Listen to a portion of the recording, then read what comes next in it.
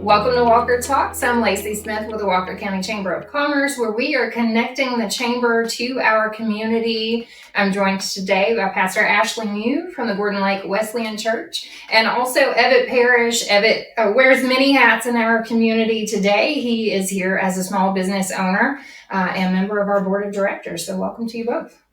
Hey, thanks for having us. Yeah, so we have actually done this before. We hosted a TV show years ago where we highlighted some of our member businesses, and we are so excited to launch this podcast today. Thanks for getting the band back together. This is awesome. Yeah. I love this. Yeah, so I was excited. I told my wife, I was like, "Hey, I'm famous again," and so no, just kidding. But this is awesome. When this idea came up, I was so excited to be able to share with our community how the chamber can be of value and help lift the businesses and the economy in our area. And so anything we can do to get the information out to the people, I'd love to be a part of it. So I'm excited about Walker Talks. Well, thank you for jumping in here today, too. You didn't know you were going to do this until you got here today. That's what happens when you show up. You get involved. Yeah. You get involved. So you were actually here at our Leads meeting.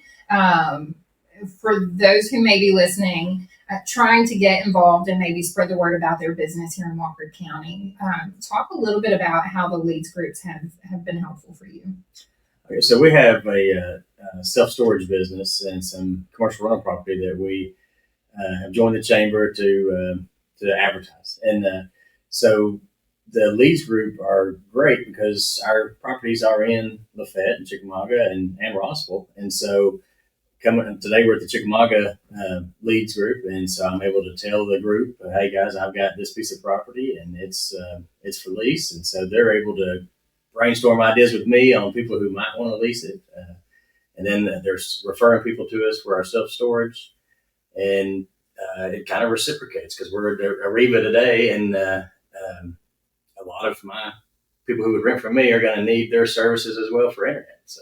Oh, that's perfect. Well, and we want to give a shout out to Evitte for letting us use this space here as well. So it sounds like you're getting business from the Leads groups, but you're also giving referrals to other local businesses as well, which is, the goal of the chamber. We want to create a thriving business community where people can come together, kind of build their network and help find their ideal customer through the connections that they're making at the chamber, which you have an interesting angle on this because you're a pastor, you're representing a church. And I think we talked about this years ago where people didn't know why a church necessarily or any nonprofit might get involved with the chamber. Including me. I didn't see the value at first. And so I remember when I came into the community and through my church, it's what brought me here. And so I had someone in my church say, "Have you thought about the church joining the Chamber of Commerce?" And I thought, well, why would we do that? We're not a business, we're not some kind of retail establishment. And they said, well, just a great way to get connected and to show that we're a part of the bigger community and not just a faith community. And so I thought, yeah, let's do that. So we became members, and I started going to a Leads group in Chickamauga, actually, and got connected there and found a lot of value there. And before I knew it, I was being asked to consider a board position with the board of directors. And I now, looking back, I think that was 8 or 9 years ago. And I would say our membership among churches in Walker County has substantially grown. And so the value for a church like myself is connection. Of course, there's the marketing and the advertising that the chamber provides for big events at your church, but the connection of doing life together holistically as a community, right? One of our big things is as a church is to be a source of benevolent assistance, right? And so if there's a family in need, an organization in need, a community of people in need, how do you get connected to that? Well, you have connections and networks in the local community, and faces and names, and it has really helped me in my church in that instance to be able to be connected and to find needs of how we can help. And so for us, the value is sometimes showing us opportunity to go and be who God's called us to be as a body of believers.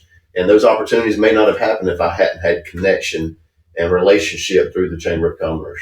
Well, even with the Leads group in Lafayette, I know I think it was the December meeting, the topic really surrounded, charitable giving, food drives that were going on, or maybe names on, the charitable Christmas trees where no one had selected to sponsor that child. So then that group was able to kind of leverage, the power of pulling people together to get a few more of those done. So, and I think it's important too, because when I joined the board of directors, the phone call I received to ask if I had any interest was, we would love to have a member of our faith community on the board.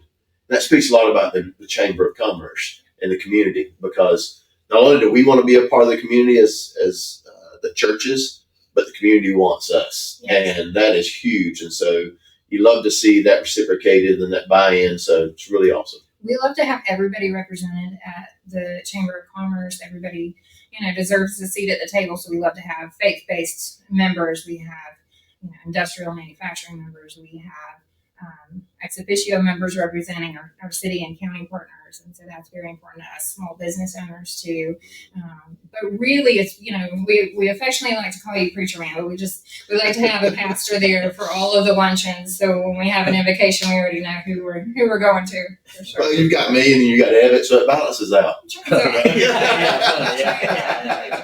So now you got involved, I think, one of the first things was leadership, right? The leadership Correct. program. Okay. Yep. And you've headed that up as part of our leadership committee, but you've been involved in that for years. You went through it actually as a high schooler, I remember, right? Yeah, so my grandfather thought it was important for me to learn about the county. And so when I was a junior in high school, he put me through leadership with my aunt.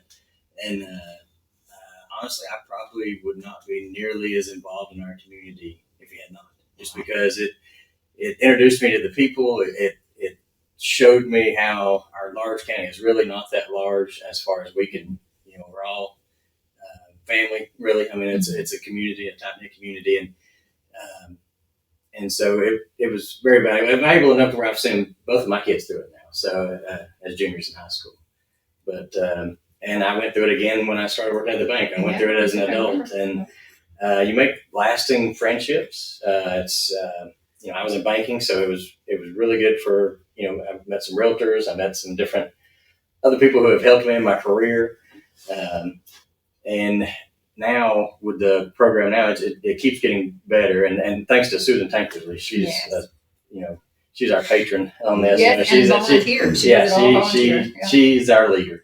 And she has run a good program, but this year we've added Jay Neal is actually teaching leadership. He's I think it's the 15 invaluable laws of growth that they're working out of, and so they start the day out once a month learning, hearing from him and going over what they've read and building their own self-growth plans. And then they go around and meet with different businesses. They meet with different. Yesterday, actually, I think they went toward the jail, and so they got to eat in the jail. It's always one of the popular stops. Yeah. Got to see the beautiful library in Lafayette, and talk to Sheila Thompson and Christy Anderson. So two of my favorites, by the way. Yeah. Well, and so you mentioned your grandfather, who was the previous former commissioner, Evitte Parrish, and he was actually instrumental. So we are celebrating the 35th year of the Walker County Chamber of Commerce, but he was instrumental in pulling the cities together. We had 3 city chambers at the time, Lafayette, Rossville, and Chickamauga, to form the countywide chamber, which was housed at the Civic Center. So it's kind of full circle to have you sitting here as we celebrate the 35th anniversary. And we're excited about that. Doris White, she could not be here with us today, but we did get some great info. She's been involved with the chamber pretty much since the beginning, but she told us that they kind of convened over a phone bank. So they were calling about a SPLOST that was on the ballot years ago, and that's when some of the discussions started.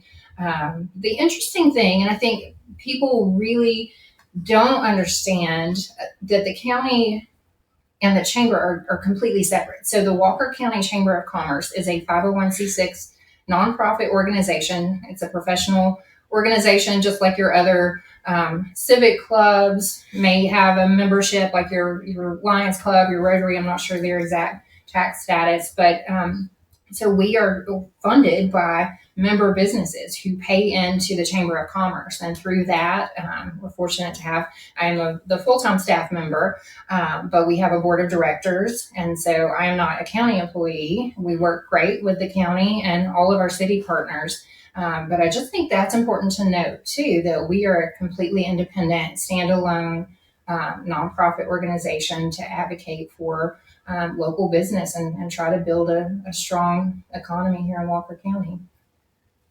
Yeah, it's interesting because I've heard that myself much in the community, and not just in this community, but other communities around us, and there's a lot of overlap, right?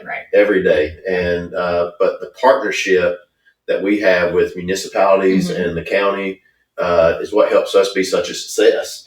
The fact that we connect and we are. It's not two entities working against each other. Exactly. It's or several entities. It's all these entities working together to accomplish one goal, and that's to make Walker County one of the premier places to work, live, and play. Right, and so it's beautiful to see, and I'm glad that we have those relationships. We have, as you mentioned, representatives from those communities on our board at our board meetings, speaking into the decisions and things that we're doing. And so that's really, really valuable. I've seen over the years. For sure. And definitely the tourism division too. That's something that has grown significantly. So the county and any of our city partners, if they leverage a hotel motel tax, Georgia state law requires that they have a third party fiduciary agent to help spend those dollars on tourism to continue to bring people back into Walker County. And so we do that. We've done that for years, for decades, for the city of Lafayette. We've recently started doing that too for Walker County when they implemented hotel motel tax a few years ago. And so we have, a very collaborative partnership. Of course, our office is housed at the Walker County Civic Center. So we work hand in hand with them, and we're thankful and grateful for those partnerships. But we are able to do what we do and offer the programs that we offer for the business community because we have a strong member base. And we, it's perfect time of year for people to consider joining the chamber if that's something that, they're looking to get involved and maybe, give back to their community, but also to network and to learn too. Well, one thing we do with our municipalities as well is our One Walker luncheons. And every year we try to annually go in and allow them to highlight and promote their town and their municipality and give us an update on what's going on. And those are always well attended. And so I'd encourage anyone in our community to make sure you check our calendars and know that you can be there and you're invited to that to kind of hear updates. Sometimes you get some good information that maybe is not quite public yet. And so so it's good to go and kind of get the info that those municipal leaders share with us. Oh, for sure. I always enjoy the City of Lafayette meetings. They tend to do the same program every year, but it's nice to see what's changed, what's evolved, what they've been able to grow or increase in the city. And then you understand, I think, better how each city is funded, how they operate. I don't know if you have any input. You've been involved with the chamber pretty much since the One Walker program kicked off, but how it was able to maybe foster better relationships between the different governments. Oh, and that's really how it started.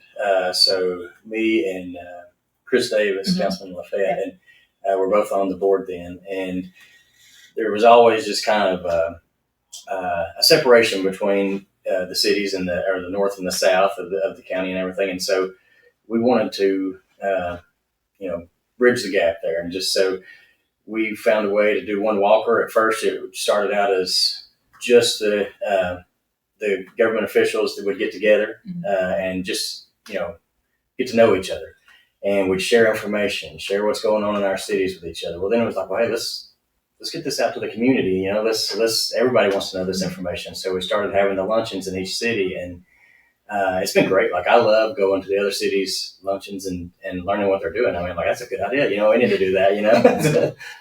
Well, and I think at one point too, I remember there was like I don't know, it was a snow plow or it was something that wasn't used very often, and some of the cities were able to share that. Do you remember? It was something with Chris, I think. I'm not real sure, but I do know that since this, the cities have been very good at sharing. Like garbage trucks, probably the biggest thing. If our garbage truck's broke, we can borrow one of theirs, or vice versa. When uh, uh, like we have a power company in Chickamauga, and Lafayette does. So if we've got a bad storm, they may come down here and help us, or if they've got a bad storm, because they don't always hit both of us, and then we can go help them, kind of thing. But it's definitely built a relationship of communication and trust between the cities to where we help each other as much as we can. So. Well, we're excited. I know the podcast is one of our big initiatives for the year, just to continue connecting businesses, telling the stories of business professionals in the area, and giving members an additional avenue to promote their business. But I'm looking forward to that. What are you looking forward to in the new year? We've got a few things coming up. Yeah, it's exciting. It's exciting. I love this new venture for the chamber to offer a podcast to connect even more. We have our leads groups we've talked about, leadership class, our luncheons that we do, other events throughout the year. We provide opportunities through social media to lift our businesses and members. We really want to make sure we're adding the proper amount of value to those who entrust their business to us to help lead and to lift them, and ultimately to grow our economy and make this a place where people want to come and start small businesses and bring in some big business, and so we've got some of that that's happening on both ends of the spectrum, and so it's just really exciting, and we want to do our part as a chamber to make sure that we are getting the word out there about our members and what the chamber can do and how we can add value. And so it's really exciting. I'm looking forward to this opportunity. And this is the wave, right? Like this is how you're getting, this is the best form of marketing, is to do a podcast. I travel quite a bit. I was on the road yesterday for several hours, and what did I do? I listened to podcasts the entire time. And so I hope that this is an avenue where people can get connected while they're on the go, trying to go to work and school and all their other events of life. So I'm excited. I think this is yet another avenue for people to really get to know who we are and what we do. There were a couple of projects that the chamber got involved with over the last couple of years, and you two are probably better suited to speak on that because I was not here. But there was one where the leadership class was, I guess, collecting donations, taking up money to help offset the cost of graduation caps and gowns for some of the students at Ridgeland and maybe even Lafayette. There was another project too we discussed at the board, retreat project. Project Purpose. Yes, Project Purpose. Yeah, that's been really neat to see the chamber. So both of those are connected to the school systems, right? So I think I'll just speak to that our partnership with the local schools, Walker County Schools, Chickamauga City Schools, it's been great to see that partnership just grow, and for our members to look and be connected because of events that we've offered. They've made connections with school leaders. So when there's a need on the side of the schools, that maybe there's a cost issue with something that members can step in, community can be community and help one another, whether it's sharing a garbage truck or helping to pay for caps and gowns. And then Project Purpose is also something that's been awesome the last couple of summers, where high school students are identified and can come in for a week-long training of sorts, where members in our community that are part of our chamber, come in and speak into their lives about business and leadership, and helping develop them and grow them. And we've and kind of help them pave a track forward for their lives. It may be people that have decided we don't want to go to college, we want to reinvest our lives into this local community. And several of our students in this community have come to Project Purpose in partnership with the chamber and the school district and economic development, and walked away with job offers from manufacturers in our community after this week-long program. And it's great for our business owners too, because employees are hard to find right now, and so they're getting these great kids right out of high school, and they're able to hire them, and they're able to see if they're a good fit too. You know, I mean, in that week-long training session. So it's just a really good program for everybody involved. You know who we need to get on this podcast in the future is Luther. Oh, absolutely. Yeah, so Luther is a member of our board of directors. He is also the head of Roper, which is our largest employer here in Walker County. I know they're always looking for good employees, but you know they obviously have a big impact and a big footprint here too. He'd be interesting to speak with. Absolutely. A lot of interesting board members. I'm trying to think. Laura Beth Newsom would be great as well. Yeah. She's involved in our schools and helping connect our schools to the community and connecting families. And so yeah, it's, and then that's just another example. You know, my connection with Laura Beth has helped my church get more involved in how we can be a blessing and be instrumental in serving our community, and not just those that are in our four walls, but getting out and serving. So, and I actually hired her son as a pastor on my staff. So I saw your youth pastor this morning. So that was a connection that was made. So all through the Chamber of Commerce. Yeah, I love it. I just love doing business here anyway, because like your youth pastor is my son's teacher at school. And so there's always, you know, everybody says there's 6 degrees of separation, but I think in Walker County it's probably 2 or 3, maybe 4. Maybe 4. So sure. What, I guess, if you had to list one thing that you would want people to know about the Chamber of Commerce or getting involved or what it's done for your business, what would you want to leave them with? I would say that for my business, and you know, and I had a career in banking too, so for both of them, it would be like Ashley said, connections. I mean, getting to know people and the who to call. I mean, not that every one of them becomes a customer, but you know, it gives me brand awareness. It also allows me to learn. You know, I may want to go to Ashley's church kind of thing. You know what I mean? Like I learn what's out there, and that's really what I'm most excited about this podcast. Is just it fits my the time frame of how I can listen, you know, just 15 minutes or something, and I'll learn something new about my community. So, I mean, the things you learn from the chamber, I think, are equally valuable as the connections you make. Yeah, I completely agree. I remember when I came into the community almost 10 years ago, I didn't know a whole lot of people or didn't know a whole lot of the ins and outs of Walker County, and so I was trying to get myself invested, and that's when we joined the chamber, and then you contacted me. I don't know if you remember this, you contacted me and said, "Hey, have you considered going through leadership, Walker leadership?" And I thought, no, but that might be a great way. And you said to me, it'd be a great way for you to learn the community and what we're about and meet people.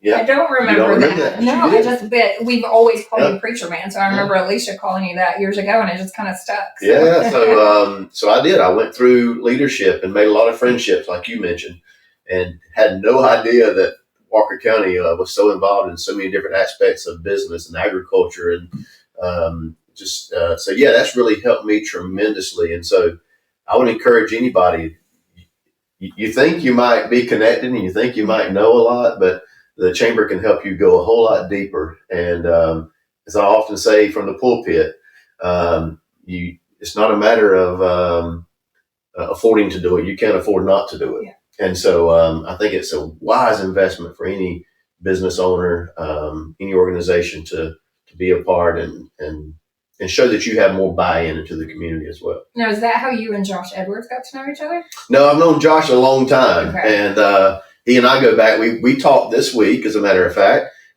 Many of our churches in the area got together for a unified prayer service on Sunday night at his church, Lafayette Church of God. And we got to talking there, and we've known each other 20 years. Wow. And so it's really awesome. But Josh and I did go through Walker Leadership together. Okay. Yeah. Justin Caruth was a part of that. He now serves on our executive board of the chamber, and several others that I've been able to stay connected to. And so yes, I just love it. I'm a social person.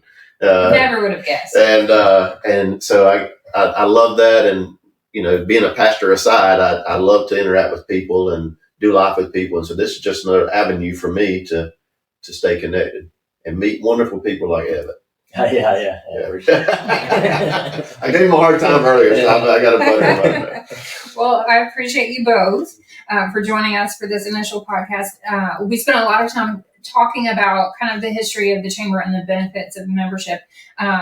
We will be focusing and featuring upcoming businesses and business leaders, but we really, for this first episode in particular, really wanted to give people just a glimpse at who we are as an organization and why it matters and why it's important to get involved in your local Chamber of Commerce, wherever that may be. So thanks for joining in, and we'll see you next time.